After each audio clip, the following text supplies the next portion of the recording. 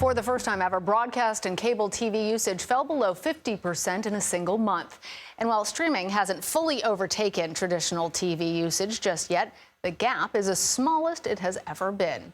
We're joined now by Jon Lafayette. He is the business editor for Broadcasting and Cable magazine. Jon, you may need to change the title, just edit it a little bit, Broadcasting, Streaming, and Cable. Just want to ask you, though, are traditional TV days numbered? What are you seeing? Well, thanks for having me on, Lana. Yeah, it's a difficult time in the traditional TV business. Everybody's a little bit worried about the outlook for where their business is heading, as more and more of the best programming migrates over to streaming. Do you expect that streaming will very soon overtake traditional television?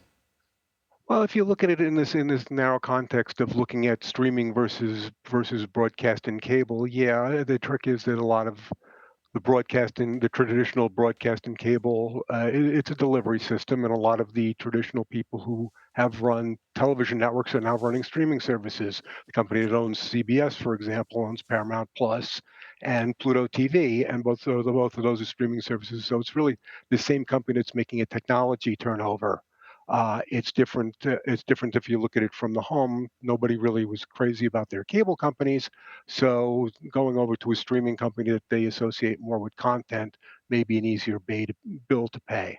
Yeah, so Jon, part of the revolution towards streaming content is playing a very big role, obviously, in the striking writers and actors that are out on the picket lines right now. How might the future of streaming and traditional TV change after this strike ends?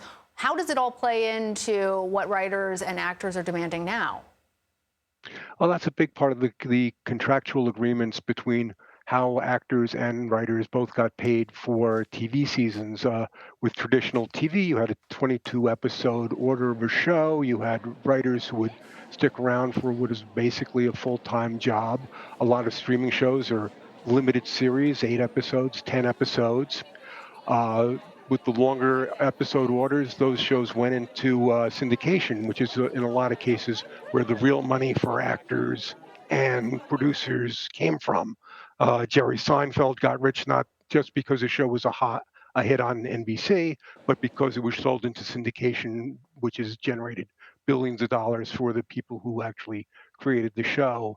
In streaming, that's called that back end isn't necessarily available, and so that's one of the issues: is how do we get paid if the show is a huge success? Yeah, the monetizing streams is a big question in the industry.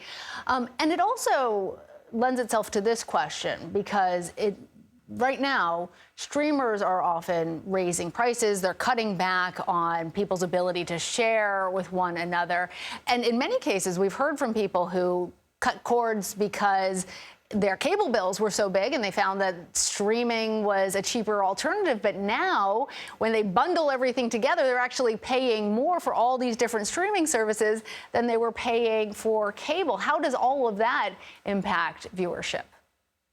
Well, it wasn't quite bait and switch, but a lot of these streaming services came out at a very low price in order to get as many subscribers as they could possibly get in the early days. Um, Wall Street, which is one of the people who oversees this whole what's good business and not good business, they endorsed the idea that accumulating millions and millions of subscribers at almost any cost was a good idea. About a year and a half ago, that turned. All of a sudden, companies like Disney and NBC Universal were putting up billion-dollar losses on their streaming services, and Wall Street said, "Hey, wait a second, it would be nice if these streaming services made money."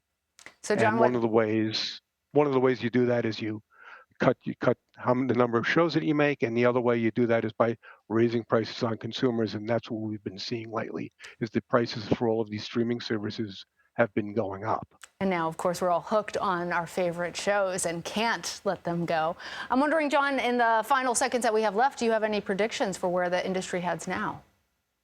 Well, yeah, what's one of the early attractions of streaming was also being advertising free, and that's obviously changing also. The streaming companies are using pricing to push people into the ad-supported versions of their services.